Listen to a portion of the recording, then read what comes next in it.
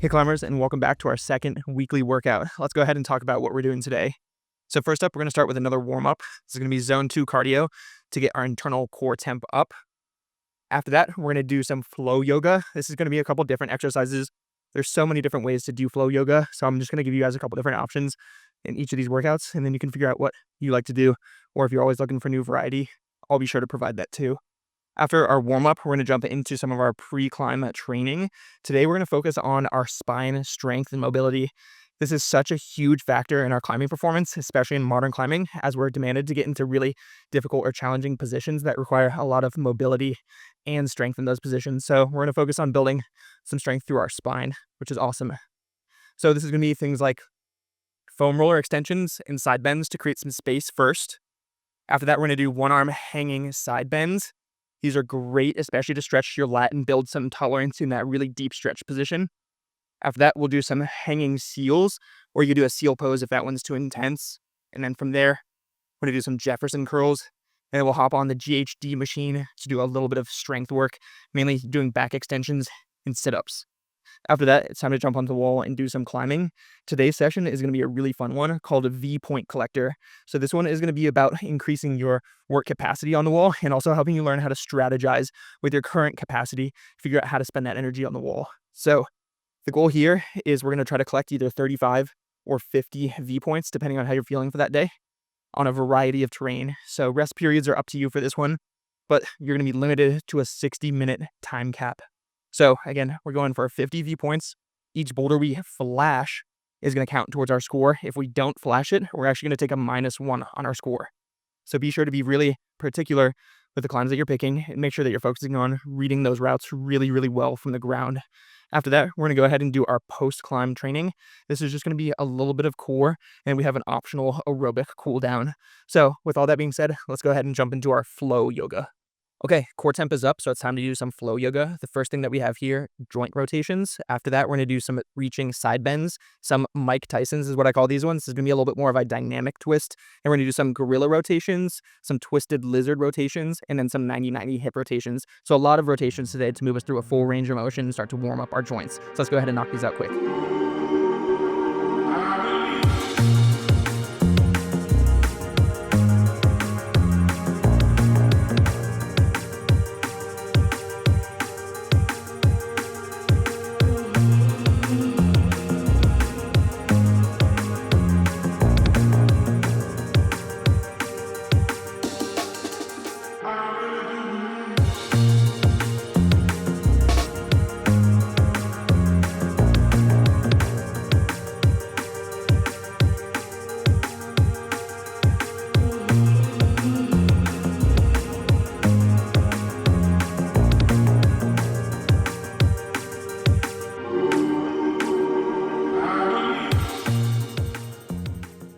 Time to do some pre-climb training. Again, today we're focusing on spinal strength and mobility. So these first two exercises are going to be flexing against this foam roller.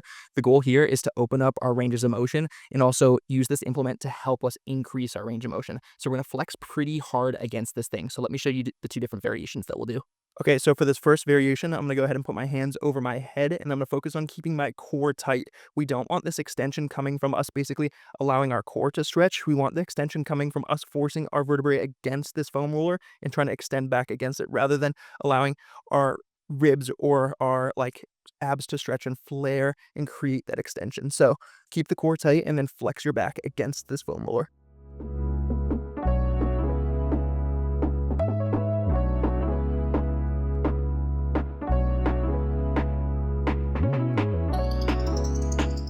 So I bet you're seeing my ribs flare a tiny bit, but let me show you what it'd look like if I let those kind of extend fully and compensate instead of going through my upper back for this range of motion. So again, when we keep our core tight here or our ribs down and our pelvis kind of tucked, we're creating a nice stable spot here and really allowing the extension to happen from the vertebrae that we do want to challenge rather than letting that extension happen through basically our low back. So one more to do here is going to be our side bend variation.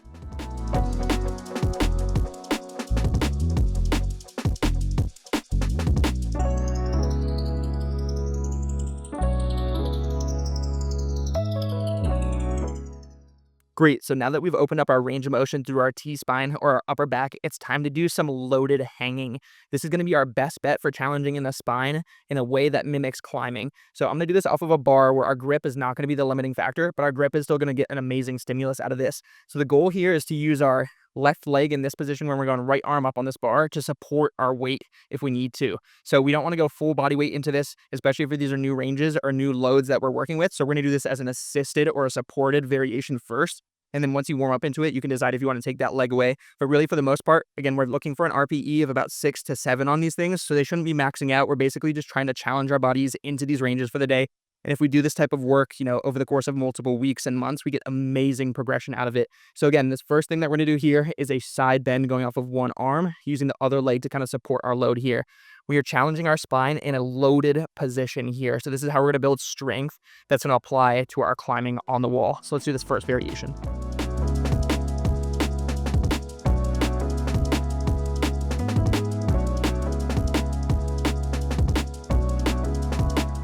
If these are brand new to you, it's important to start going light on these because these can be really fatiguing for your nervous system as it's challenging your muscles to coordinate in a way that they haven't really before. So even though it might be considered like light load compared to some of the other things that you do in the gym, it's the new positions and the lower capacity in those positions that are going to be the challenge for your system. So make sure that you're keeping that RPE nice and low for the most part, around 6 to 7, instead of cranking it up to like an 8, 9 to really think that you can force the adaptation out of this. That's not the goal here. It's basically to just like slowly introduce your body into these new ranges of motion in an effective manner. And that's why we're doing loaded stretching rather than passive stretching where we're trying to relax into these positions. We want to build strength and resilience under load so that we have tolerance to these loads when we get up on the wall and get into really awkward positions. So let's go ahead and jump into the next one.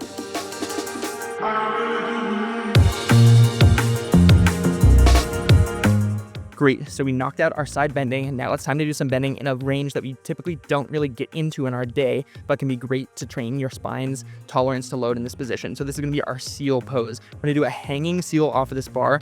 If this is too intense for you, you can either raise the bar up, or you can go ahead and just do a seal pose off the ground, just like traditional yoga. So I'm gonna go ahead and do this one off of the bar, and then we're gonna go ahead and do a Jefferson curl after, and I'll explain what that's like next.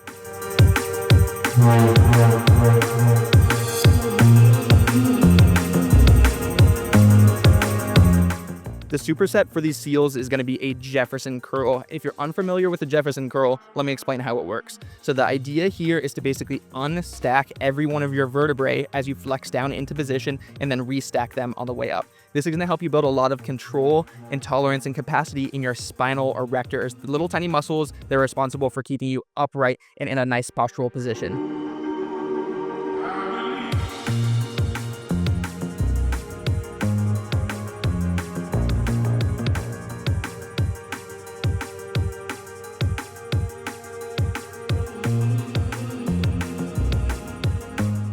Okay, last two exercises for our spinal strength and mobility training. We have a GHD back extension and a GHD sit-up. This is going to be amazing for challenging your core through a full range of motion on kind of both sides here. So we're going to build capacity in not only our abs in the front, but in our low back as well. For this one, we want to make sure that we're finding a really nice position in terms of the length or the setup of the back of this machine so that we can get through a full range of motion, a really nice break at the hip, basically a hinge there so that we can get really nice extension on the way up. And then in terms of the sit-ups, you just want to find a position where it allows you to kind of flex all the way down. This is going to be really challenging, again, on your quads and hip flexors and things like that too. This is a compound movement. It requires basically the whole body at this point. So let's go ahead and just jump into this first one here.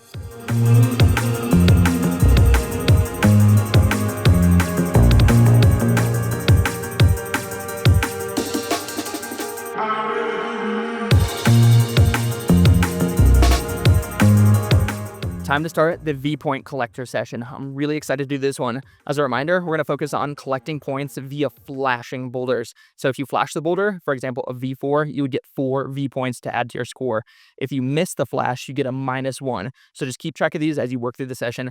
Final reminder is you have a 60-minute time cap on the session. So be sure to strategize so that you can get the effective points that you need in the session while covering a variety of terrain. Let's go ahead and jump into it.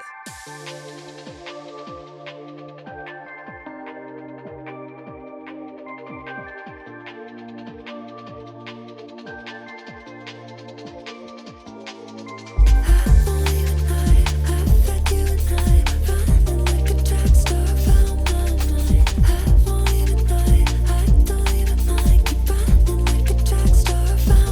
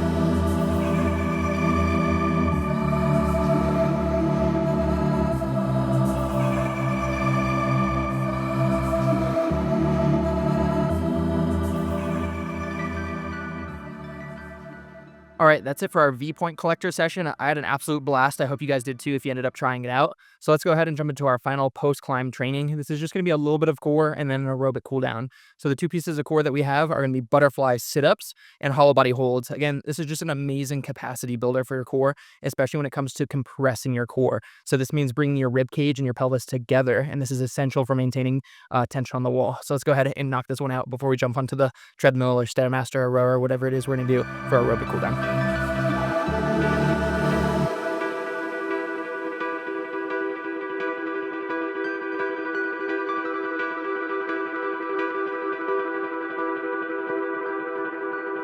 All right, that's it for workout number 2. I had an absolute blast with this session. We did some spinal strength and mobility to kick things off, and then we did our V-point collector session.